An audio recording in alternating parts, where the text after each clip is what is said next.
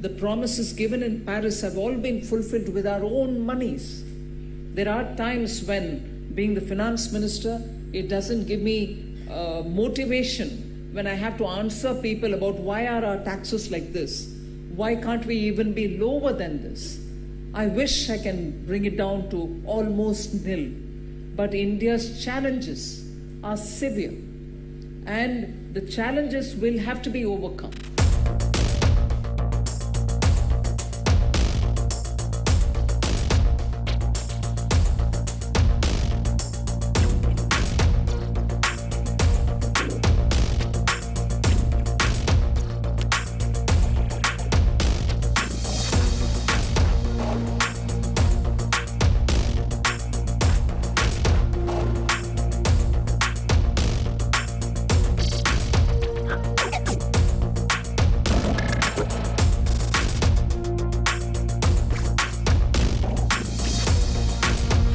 We are leaders as much as possible in implementing the commitments given in the various climate-related conferences, particularly the COP 21, 27, and subsequently the COPs which were held both in UAE and also in Scotland.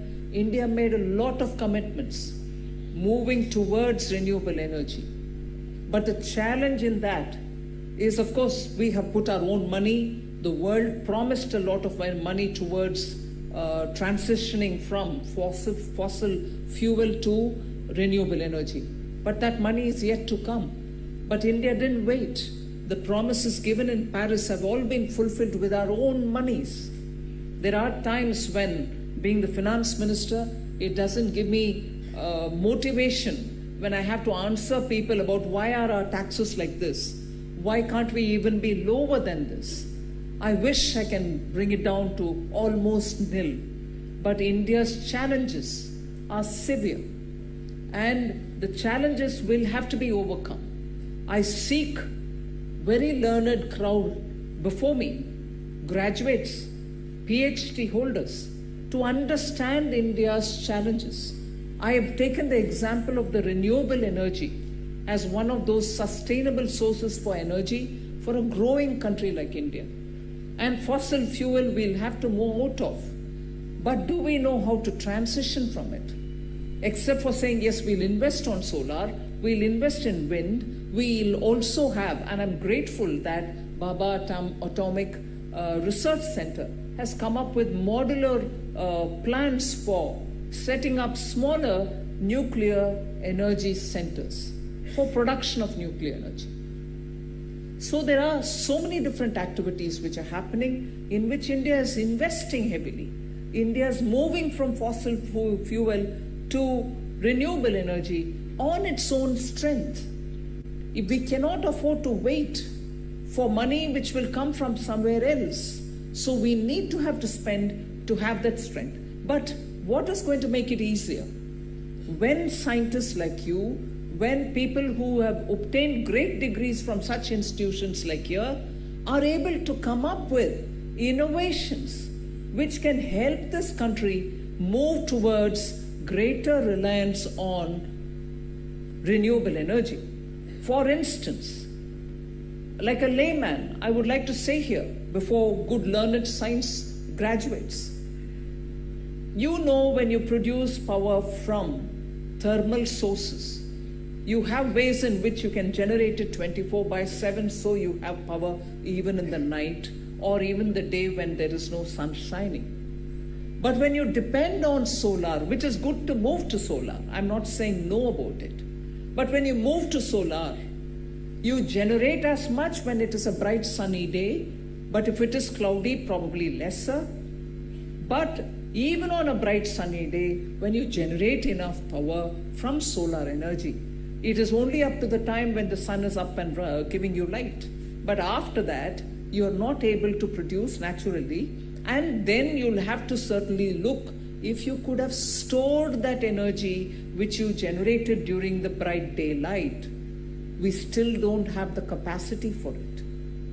We probably still are looking for even better materials for it, rare earths for it. and therefore the science graduates that all of you all are, the PhDs that you are on, I appeal to you, for the sake of our country, do make sure that you're able to spend more time with your mentors, with your guides, with your supervisors, to see if you're able to give India the advantage, the lead advantage, in being able to give us batteries which can store, batteries of scale which can store to that extent renewable energy.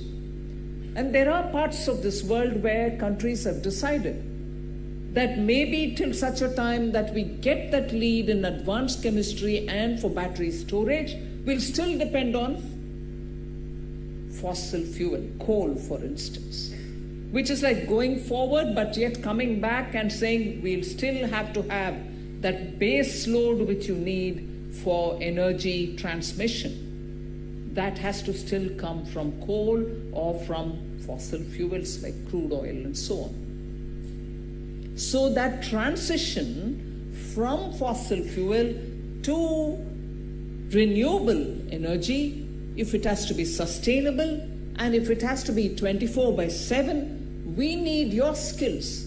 We need that knowledge that you have got from this esteemed institution to make sure that India has the lead advantage, not because we are in an international race, but because we have a population which is aspiring to grow at a greater speed and reach a level which they have seen in countries abroad and whose parents here have toiled to bring them to that level.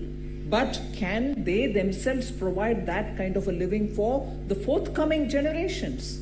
So I would appeal to you, for people who have got wonderful degrees from a great institution like this, do apply your mind even as you take up a job. I can understand the necessity of immediately wanting to get yourself employed.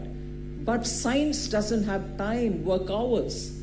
You can work at your office, but also make sure that your mind actively engages in coming up with innovative ways in which India's progress towards a Vikasit Bharat, that is 2047, can be enabled by the kind of very quick and speedy solutions that you may offer for us to move and transition into a better country.